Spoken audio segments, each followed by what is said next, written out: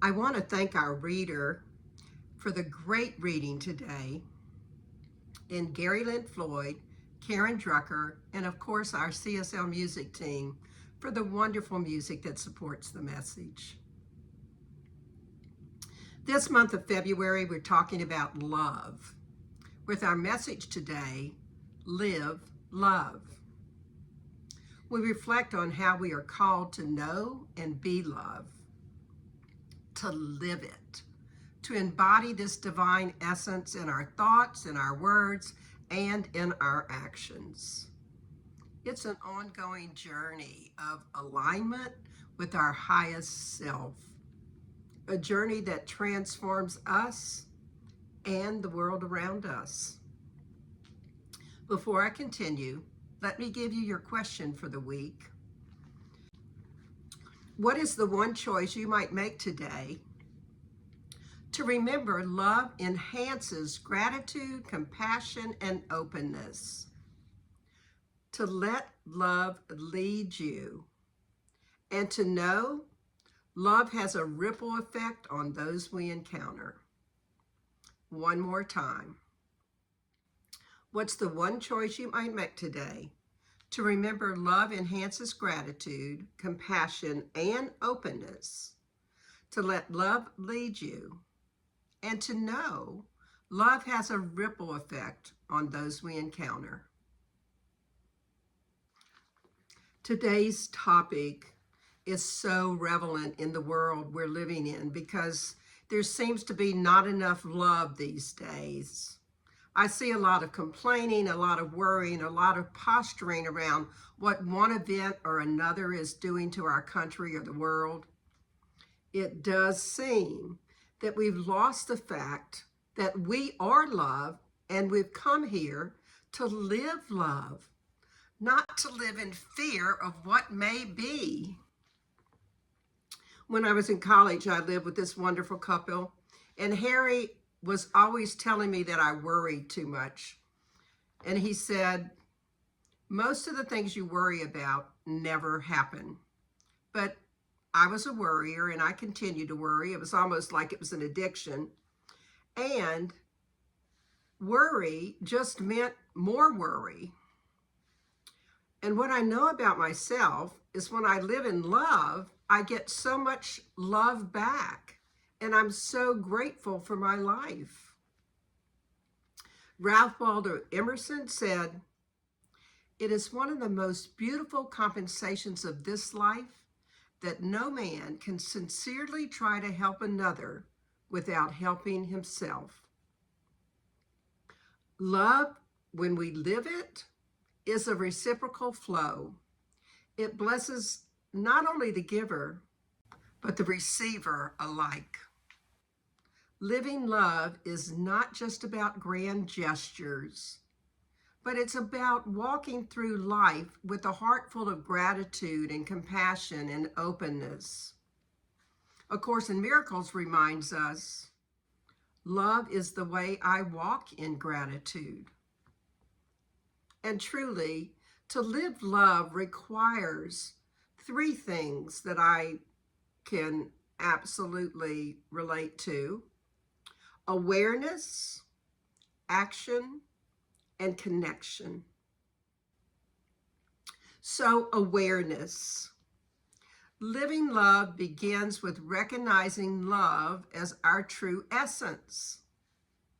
Love isn't something to acquire, it's something to uncover within ourselves, something we become aware of as we recognize we are love, as we spoke about last week.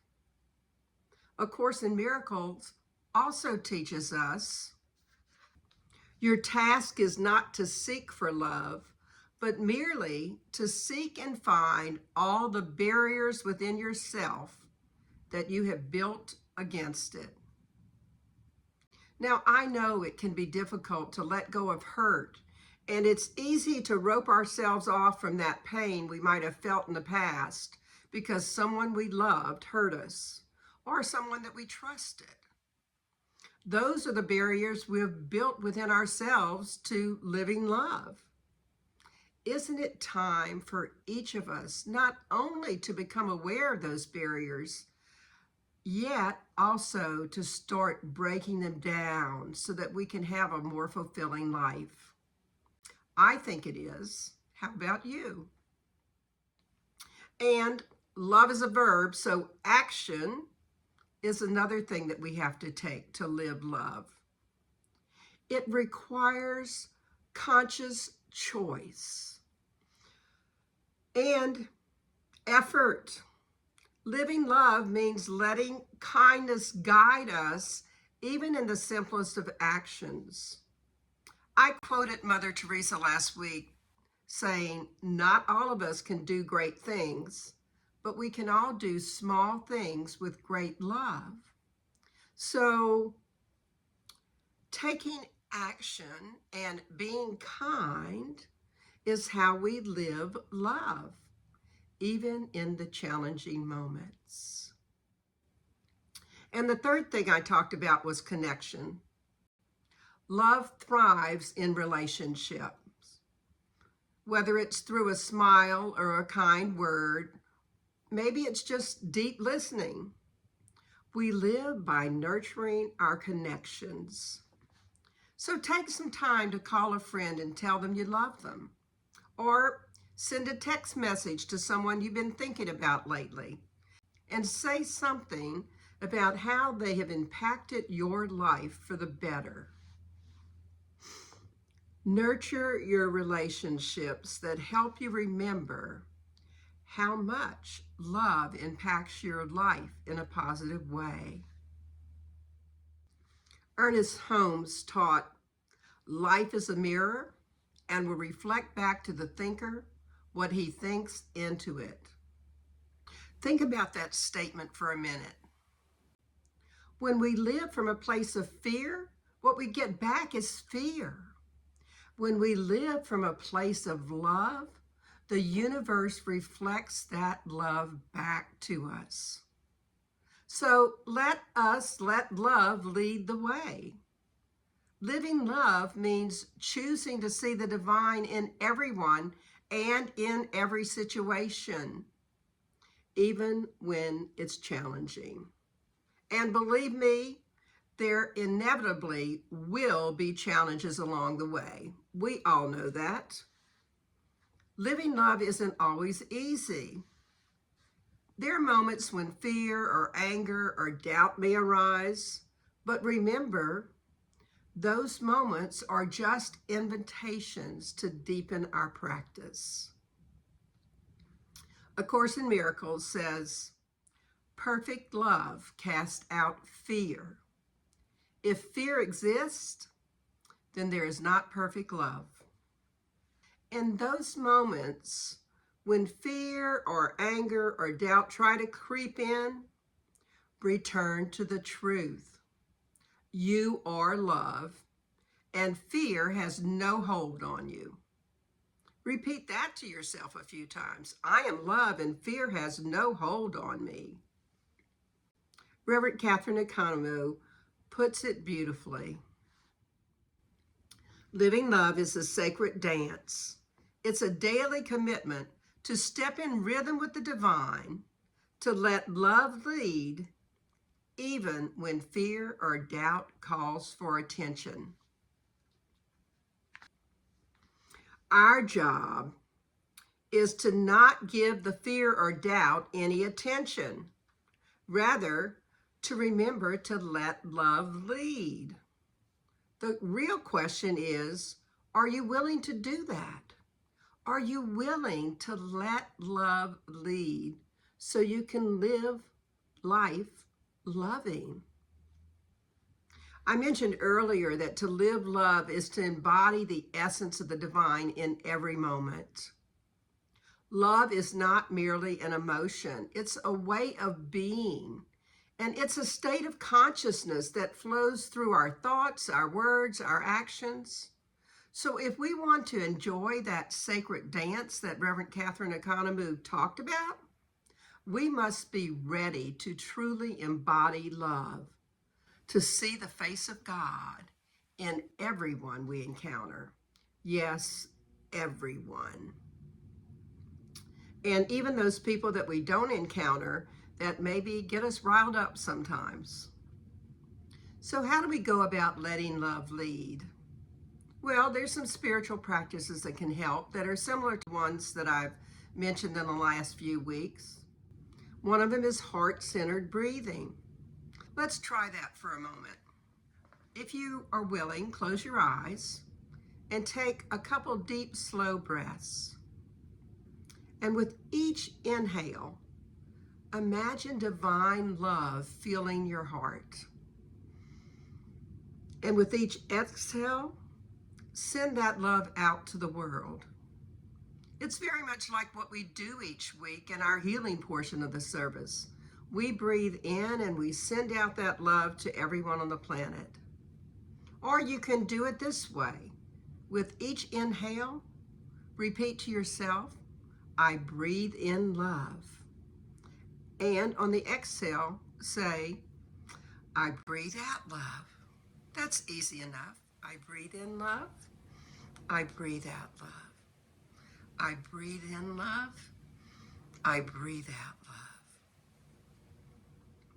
Another spiritual practice we can choose to do is engaging in what I call love in action challenges.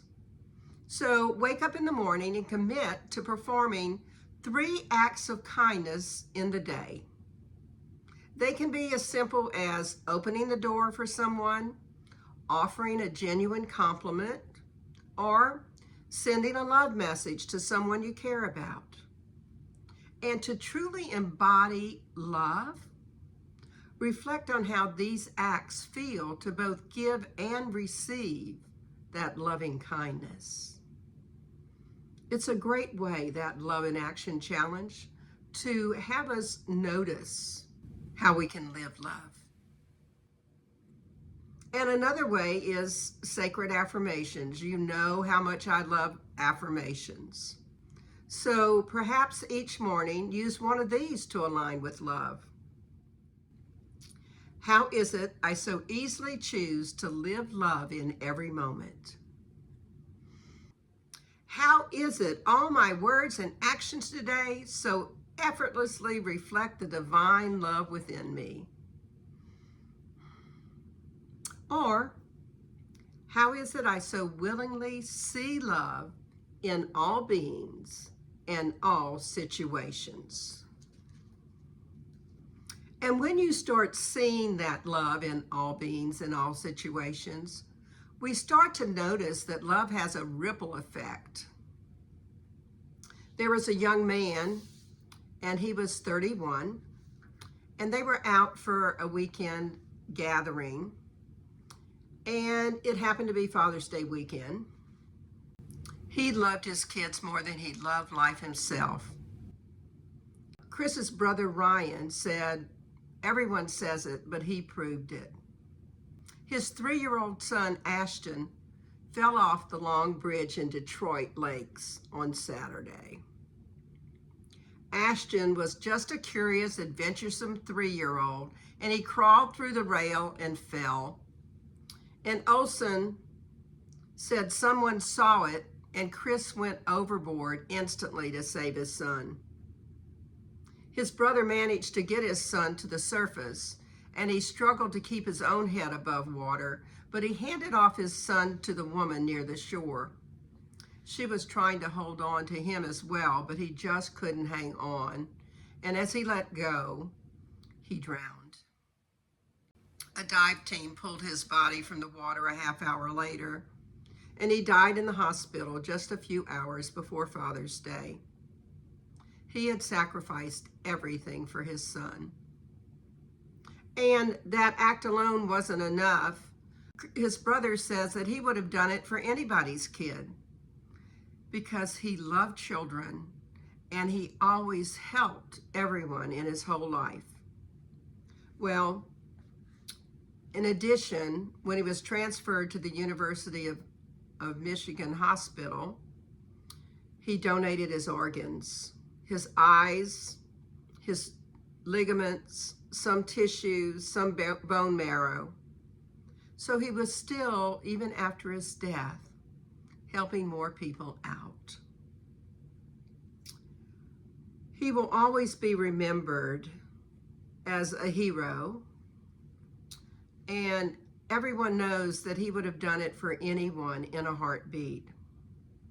So while he leaves behind 4 children and his wife, he indeed knew how to live love. And you might be thinking, well, it was his son. Why wasn't he noticing, or why wasn't he paying attention? But notice that the child was adventuresome and his dad saved him. And his bone marrow and his eyes and his other organs, I'm sure, have a ripple effect of how to live love. It got me thinking about whether or not everyone should have on their driver's license that you want to donate organs. It's certainly on mine. Is it on yours? It's one way to live love. And in our reading today, there was another quote from Mother Teresa. Spread love wherever you go. Let no one ever come to you without leaving happier. When we live love, when we send people off from their encounters with us leaving happier, we create ripples that extend far beyond what we might even see. Your choice to live love inspires others to do the same, and it creates a wave of transformations. We all know the story about the man who went to the office. His boss fussed at him and he was in bad shape, so he came home and he picked a fight with his wife because he was in a bad mood. It's what I call the kick the dog syndrome, passing along whatever bad has happened to us to those that we encounter. We have to be aware of our actions that are not loving, because this world needs to be a more loving place. Can you imagine a world in which everyone was treated with love all the time? A world in which we passed along love and happiness. A world in which everyone that came into contact with us left happier. Wow, Mother Teresa was right. Marianne Williamson writes, as we let our own light shine, we unconsciously give other people permission to do the same. There's something exciting to me about knowing that letting my light shine allows others to do the same. That's a great ripple effect of love, isn't it? Ernest Holmes affirms that this is the case when he told us, love is the grandest healing and drawing power on earth. When we choose to live love, we align with the infinite, and we bring healing not only to ourselves, but to those around us. In lesson 137 of A Course in Miracles, we see, when I am healed, I am not healed alone. When we live love, when we heal, there is indeed a ripple effect. Living love means seeing beyond differences. It means offering grace, even when possibly we can't see the person that we're looking at as graceful or kind or in any way a child of God. And living love means knowing that every soul is a reflection of the divine. Living love is offering a blessing when we might rather feel like attacking. It means exchanging pain for joy and exchanging separation for peace and connection and unity. Living love is indeed sending everyone we encounter off with a bit more happiness. So let's make a decision this week to walk in love, to speak only love, and to be love. The world needs our light, not our darkness. The world needs us to be love, to live love. So let's go forth today. Let's open up our joy and our courage and our hearts and know that to live love is to live the truth of who we are, and that impacts a lot of people on the planet.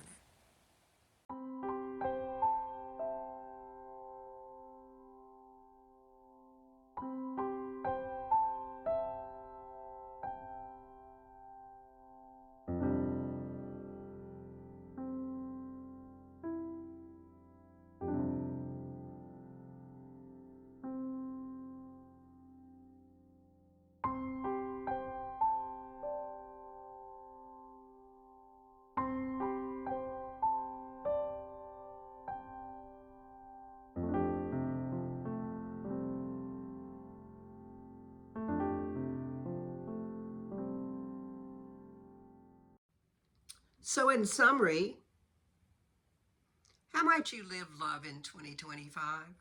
Well, know that love enhances gratitude, compassion, and openness. And be aware and take action and stay connected.